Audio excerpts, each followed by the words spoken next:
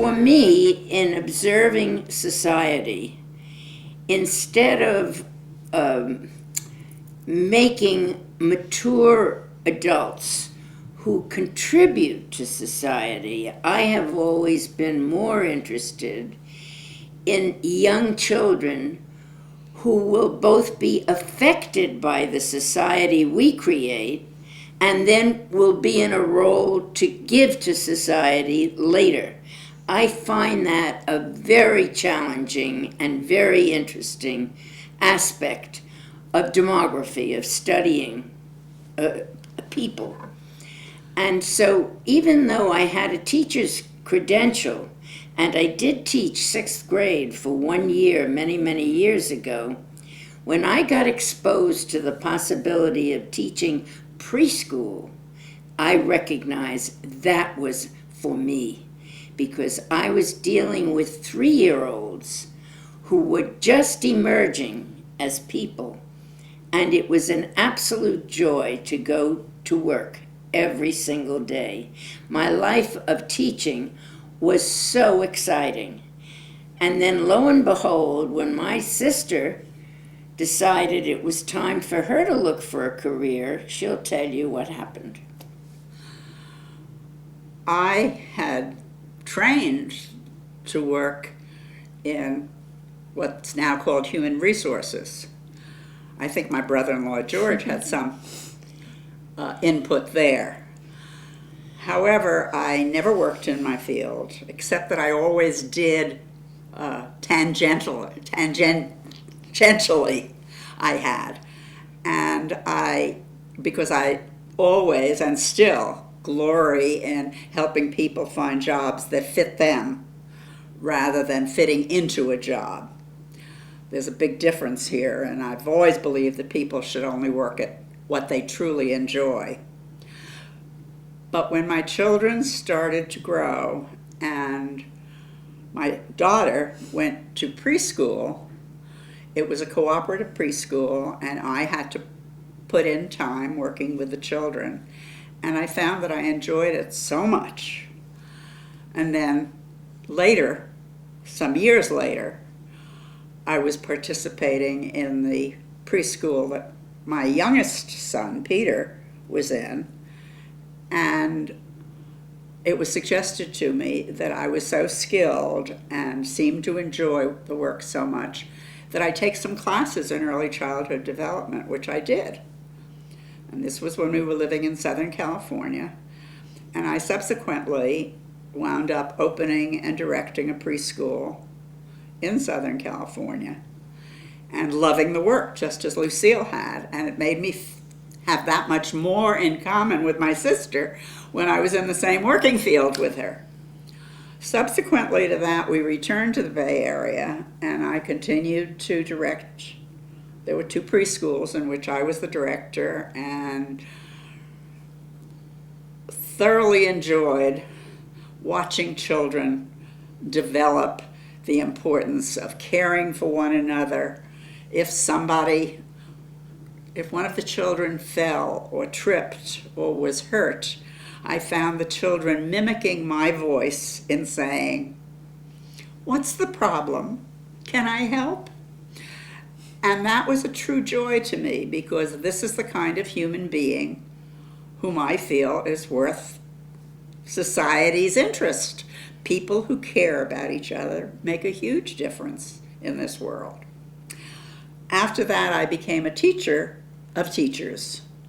And for more than 20 years, I taught child development and parenting, partially because I believed that too many young parents didn't have the resources or the patience to read, to turn to others for suggestions in positive ways to raise children. And so I really enjoy teaching at the community college level and working with young people who are parents and being of help to them. Yeah, I think it's one of the distinguishing characteristics of the two of you is that you both not only taught preschool, but you really brought in the concept of parent education, which was actually a relatively new concept when you were doing it. Yes. But I think that it's something clearly needed in our society more than ever.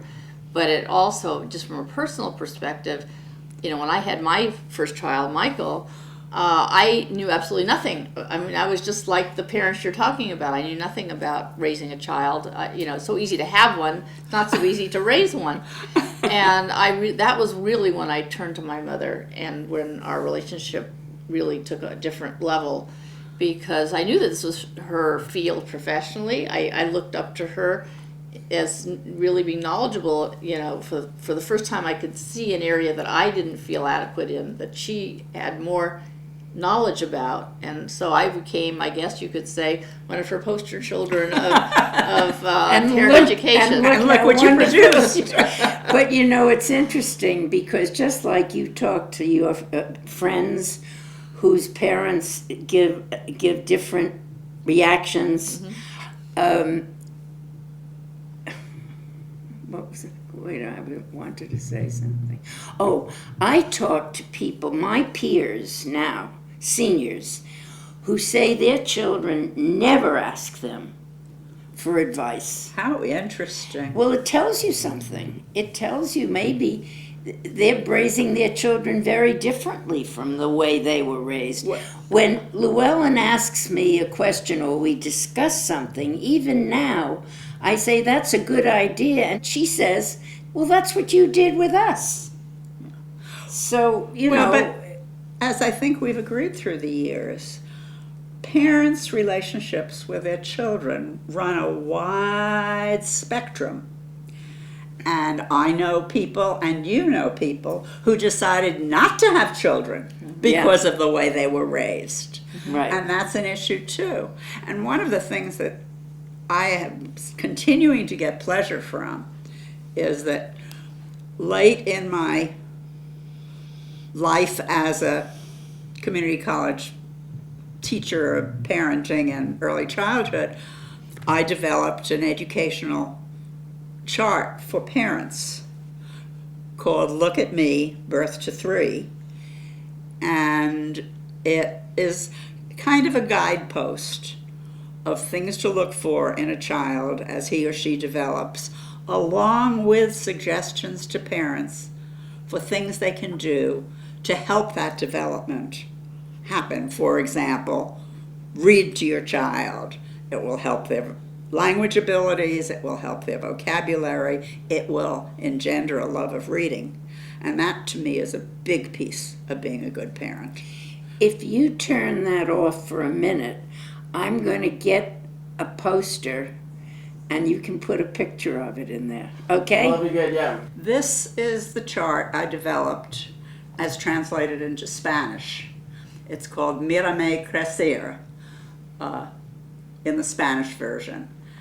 And I deliberately had it translated into idiomatic Spanish rather than what's called fine Spanish, because I wanted it to be used by nannies, by household help, and by women who were mothers of young children who perhaps did not have a great education, so that it's easy to read, easy to use.